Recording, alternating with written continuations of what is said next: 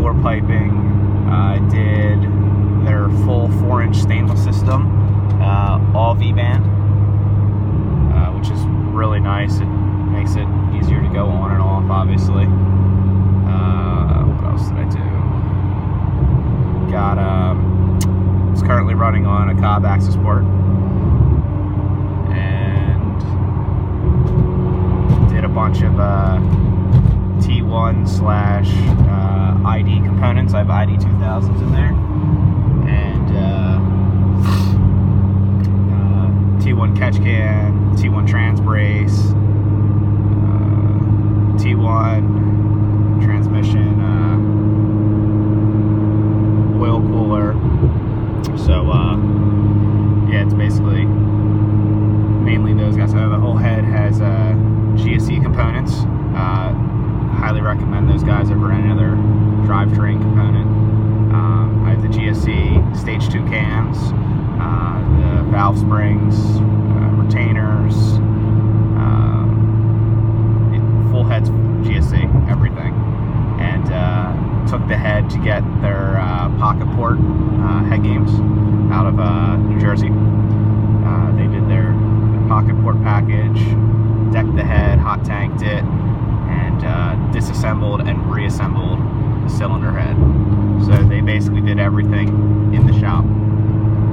So basically, it's it's gonna be a street car, as you see. It's 8:17 a.m. as I'm driving it to work, so it's definitely a street car. What else? Then I have a Jax 1200 trans in it, so it's got a Datsun gear set, 1 through 6, drop gears. Just having it. Basically, it's a fully built 1200 with every bell and whistle you can put in it. So I don't know if you can hear it on the camera, but when you drive, you can hear the gear whine in it, which personally I like. So it sounds awesome. Let me see if I can get it to gear whine.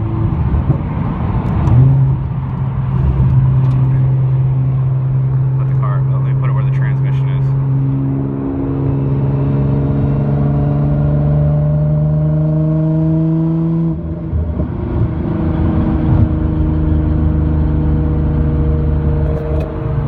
You can't really probably hear it, but